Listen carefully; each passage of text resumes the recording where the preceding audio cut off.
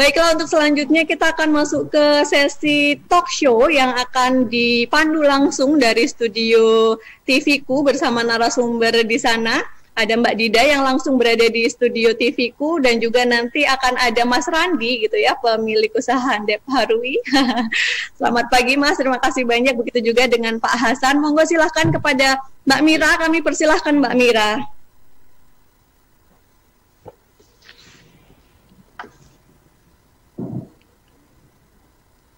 Mbak Mira. Iya, Bu Lisa. Silahkan Mbak Mira, terima kasih banyak. Ya, Ibu Lisa Mardiana, terima kasih. Dan sekarang waktu Bapak.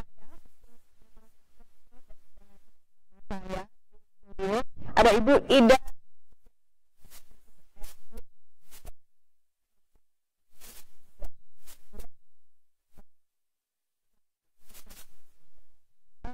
Teman baru ya pemirsa. Jadi kalau biasanya kita belajar bahasa Inggris di dalam kelas, kali ini belajar bahasa Inggris di kafe. Betul begitu ya, Bu Dida? Halo, ya, Assalamualaikum. Waalaikumsalam, selamat pagi. Selamat pagi. Morning. Good morning. Thank you for coming. Thank you very much. Boleh menyapa pemirsa TV-ku? Hello, good morning all. Selamat pagi semuanya. Good morning. Oke. Semoga nanti yang nonton TV-ku ini dapat dua langsung ya. Pertama, dapat jiwa entrepreneurnya. Yang kedua, jago bahasa Inggris.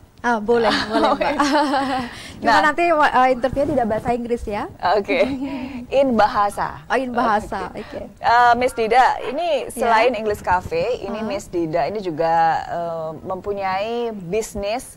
Yang bisnisnya ini masih sedikit yang berbisnis di bidang yang ditekuni Miss Dida. Karena ini bisnis yang menggunakan bahan baku daun kelor. Nah ini ada kedai kelor. Nah ini kalau pemirsa melihat ini di studio juga sudah ada di depan saya. Ini beragam produk yang terbuat dari daun kelor. Nah, daun kelor ini adalah sebuah yang biasa digunakan untuk ramuan tradisional, dan sekarang ini di saat pandemi pasti memberikan manfaat yang cukup tinggi karena itu bisa meningkatkan stamina dan daya tahan tubuh. Betul begitu ya? Benar. Miss Dida, boleh dijelaskan kenapa sih memilih daun kelor? Ya, oke. Kenapa daun kelor? Karena daun kelor ini tumbuh dengan baik ya Mbak Mira ya di Indonesia. Jadi nggak sulit untuk mencari bahan bakunya? Ya, jadi tidak sulit mencari bahan baku daun kelor karena hampir tiap rumah itu biasanya ada ditumbuhi daun kelor gitu. Jadi kenapa nggak kita ambil daun kelor itu untuk beragam macam atau inovasi makanan kayak gitu. Nah, karena khasiatnya tuh banyak sekali ya untuk untuk tubuh, apalagi kesehatan, apalagi pandemi ini Mbak, bagus banget untuk antibody. Antibody, anti imun juga untuk kesehatan kita ya. Itu bagus banget. Makanya kenapa selama pandemi ini luar biasa sekali efeknya untuk kita ya kedai kelor, karena banyak masyarakat itu yang sekarang sadar kesehatan pada nyari daun kelor. Nyari kelor. Kalau gitu. daun kelor sendiri kan rasanya pahit, Miss Ida. Iya, pahit.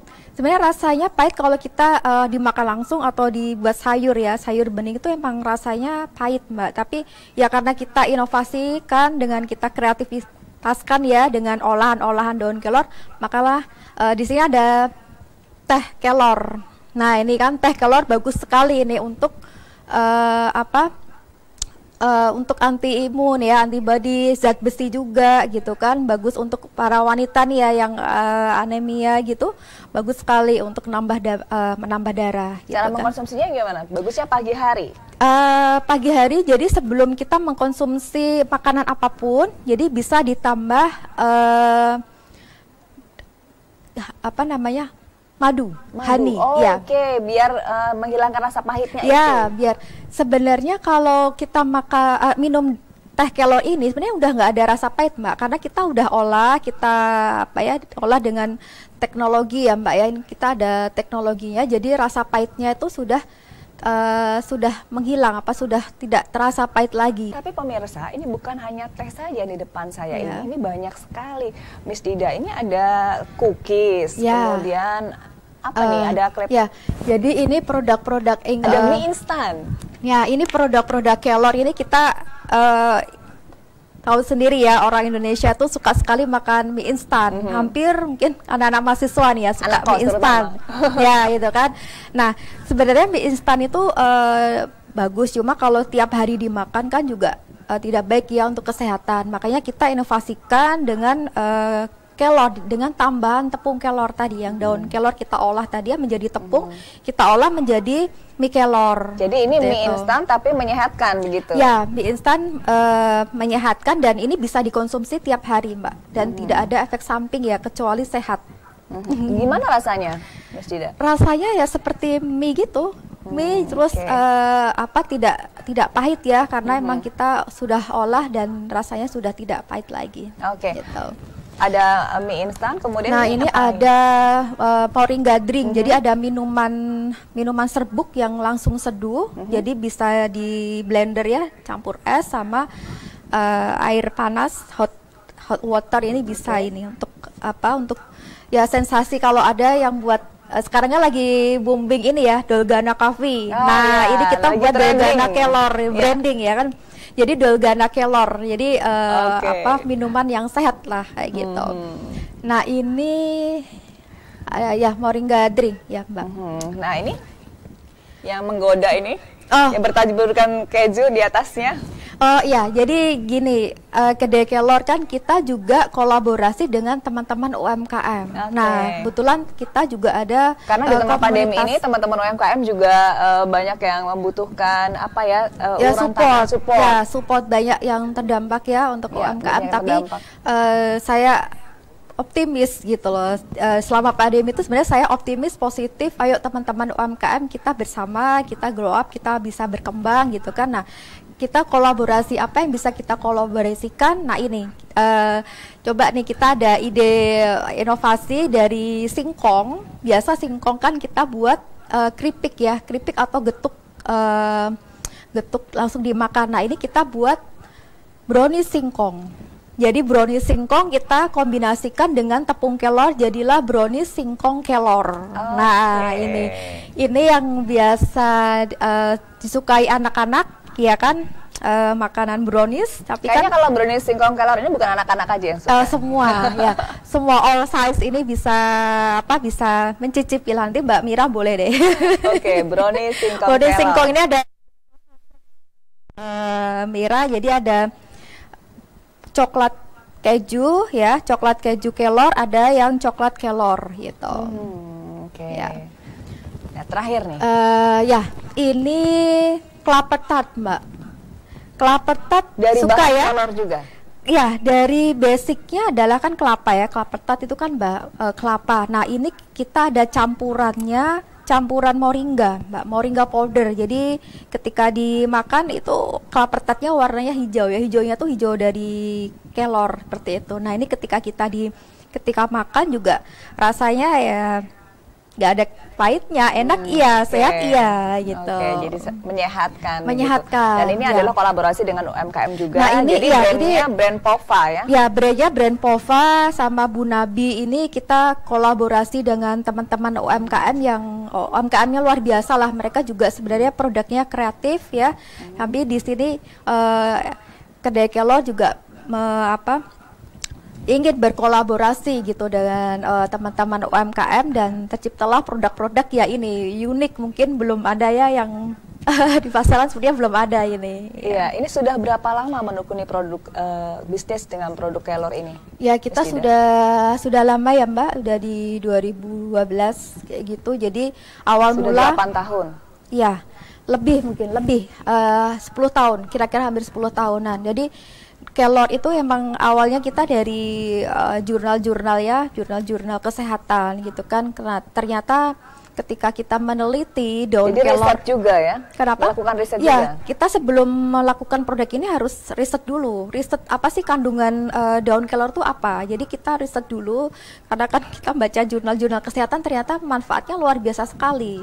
Nah, ini yang kenapa produk Kelor ini ketika pandemi ini kita bisa sampai ekspor, Mbak. Ekspornya bisa di Asia dan ke Eropa. Karena apa? Orang-orang di Eropa ya, terutama di Eropa itu mereka tahu betul manfaat kelor. Sedangkan daun kelor tidak tumbuh di sana ya? Ya, sudah tumbuh di sana. Makanya mereka cari daun kelor itu di Indonesia atau di negara-negara Asia ya. Jadi di saat pandemi ini bukannya terpuruk, malah justru meningkat ya meningkat. ekspornya. Makanya ini kalau dibilang ya itu tadi semua itu kan berawal dari positif ya, positive thinking dulu. Karena mau pandemi, mau krisis apa, kalau kita positif thinking ya itu semua tuh akan ada jalan, Mbak. Semua akan ada jalan. Ketika ada pandemi, ini ternyata kelor booming. Kita kreasikan dengan beraneka ragam makanan seperti itu. Dan ini pun untuk cookies kelor ini juga disukai untuk dokter-dokter anak itu juga merekomendasikan cookies kelor ini ke pasiennya, ke anak-anak yang mereka tidak suka sayur kayak gitu. Mereka tidak suka makan sayur tapi dan jangan jajan sembarangan. Nah, ya? dan jajan sembarangan, benar. Nah, ini untuk ekspor kelor sendiri, apakah sudah meningkat dari tahun 2012 atau baru di masa pandemi ini? Sebenarnya kita sudah beberapa tahun terakhir ini kita sudah ada permintaan untuk ekspor ya, Mbak. Tapi permintaan ekspor ini kita yang kelor sama yang noodle, karena yang ini instan dan kering. Ketika kita ekspor kan ada jangka waktu ya lama. Kalau yang untuk kolaborasi dengan UMKM ini yang Pova dengan Bu Nabi, Brownie sama Klapertat ini selama pandemi ini baru muncul ide seperti ini. Oke. Karena judulnya aja kreatifpreneurship, berarti harus terus berkreativitas dan berinovasi. Nah, ini bagaimana caranya supaya terus berinovasi, Miss Dida? Berinovasi yaitu tadi, Mbak. Inspirasinya dari mana? Inspirasinya tuh saya dari saya orangnya positive thinking gitu kan, jadi apapun orangnya nggak bisa diem ya, gerak terus ya, gitu. Pengen tahu terus. Jadi saya juga suka eksplorasi, suka research juga seperti itu kan. Research ini makanan seperti ini bagaimana kita kolaborasi. Dan saya juga suka berkolaborasi. Dari kolaborasi dengan teman-teman itu kadang muncul ide, kadang muncul inspirasi seperti itu. Ya. Nah, ini kira-kira ini kan sudah banyak inovasi. Kira-kira masih ada tidak inovasi yang masih terpendam dan ingin dijalankan? Masih ada, Mbak. Masih ada. Kita apa itu, dapat bocorannya? Ada teman-teman UMKM ini kan banyak sekali. Ada ini yang saya di sini ada beberapa. Sebenarnya banyak, Mbak, teman-teman yang berkolaborasi dengan kedai kelor itu banyak sekali. Jadi ada yang makanan-makanan seperti egg roll. Nah, egg roll kan biasa ya dimakan biasa gitu, tapi ini coba dicampur dengan moringa powder. Jadilah kelor egg roll ya warna hijau seperti itu. Ini kita lagi eksperimen dulu. Jadi eksperimen itu juga butuh waktu. Ini pun juga kita beberapa kali, Mbak, eksperimen. Tetap ada trial error itu pasti ya. Ini kurang komposisinya terlalu pahit misalkan kalau banyak tepung. Nah, ini gimana biar pas. Ketika udah riset, oke, kita supermarket, baru market terima, baru kita bisa promosikan. Jadi seorang kreatifpreneur juga harus trial and error. Trial error, Mbak. Ini udah berapa kali coba ini gitu. Baik. Nah, ini mental yang harus ditularkan kepada teman-teman yang mengikuti kreatifpreneur 2020 pastinya. Nah, ini kan Miss Dida juga menjadi juri. Nah, ini ketika Miss Dida melihat bagaimana kreativitas milenial, seperti apa komentarnya? Luar biasa sekali, mahasiswa sekarang tuh luar biasa karena ini didukung dengan teknologi yang canggih ya. Idenya out of the box ya?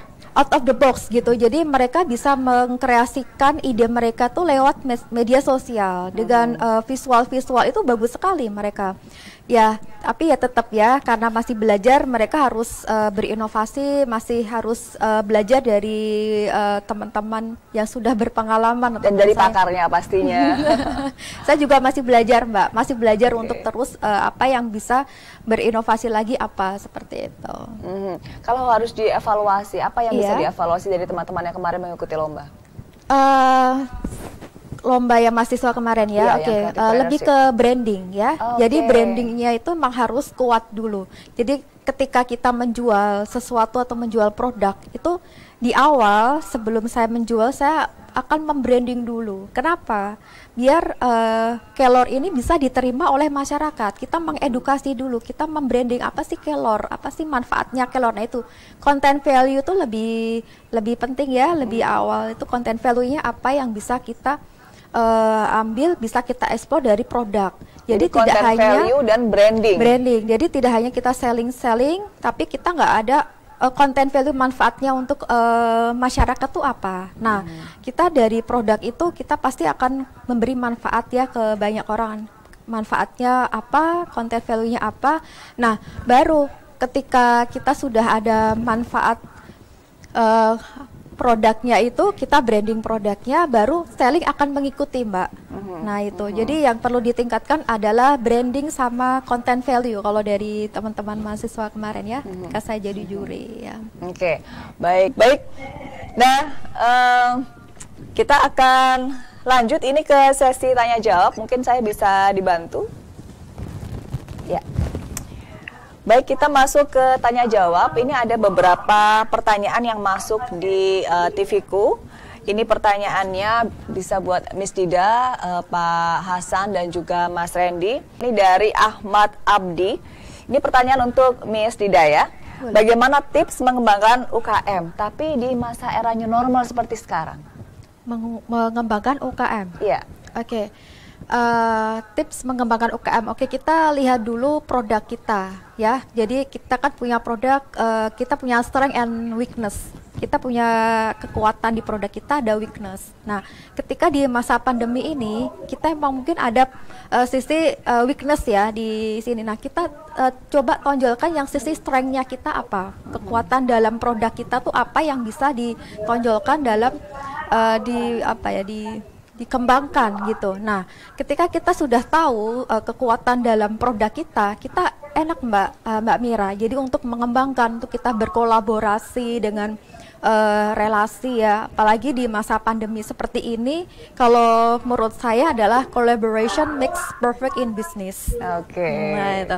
Jadi kenapa? Karena kalau kita hanya bisnis berdiri sendiri gitu kan, ya oke, kita berkembang sendiri gitu. Tapi ketika kita bisnis dengan kolaborasi, dengan kita bareng-bareng, yuk teman-teman UMKM, akhirnya kita bersama-sama. Akhirnya yang teman-teman yang terdampak pandemi akhirnya semangat lagi, optimis lagi. Oh iya Mbak Dida, saya optimis nih dengan Kelor ini Mbak, saya buat kreativitas baru, inovasi baru, produk-produk. Nah ini yang terjadi saat ini adalah teman-teman yang kolaborasi dengan kedai Kelor, mereka luar biasa sekali optimisnya. Jadi ketika ini Mbak, kita trial ini tidak ada 1 minggu.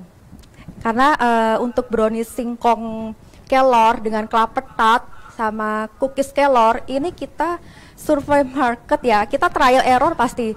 Supermarket kita hanya 1 minggu saja Mbak. Ketika kita supermarket 1 minggu, ternyata market pada suka. Oke. Nah 1 minggu udah penjualan, udah di luar kota, di luar Jawa, banyak permintaan. Ternyata cookies Kelor banyak diminati.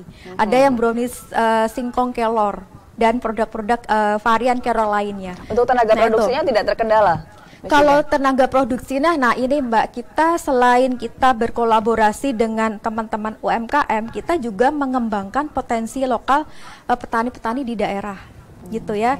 Jadi kita ada perkebunan ya, perkebunan Kelor. Jadi di situ ada kampung-kampung juga, mereka juga menanam pohon-pohon Kelor seperti itu. Jadi daun-daun Kelornya ini yang kita ambil, yang kita memberdayakan lah petani-petani lokal yang ada di tempat kami seperti itu. Nah, ketika produknya sudah jadi, kita kolaborasikan dengan teman-teman UMKM. Jadi yaitu tadi yang saya bilang, collaboration makes perfect in business. Jadi kalau sekarang ini ada teman-teman UKM yang masih sulit untuk berkembang, apalagi di masa pandemi ini, satu-satunya cara adalah kolaborasi. Boleh nanti ketika Mbak Dida, saya produknya selama pandemi turun, coba Ibu datang ke saya kolaborasi, mungkin saya punya ide apa inovatif, kita bareng-bareng.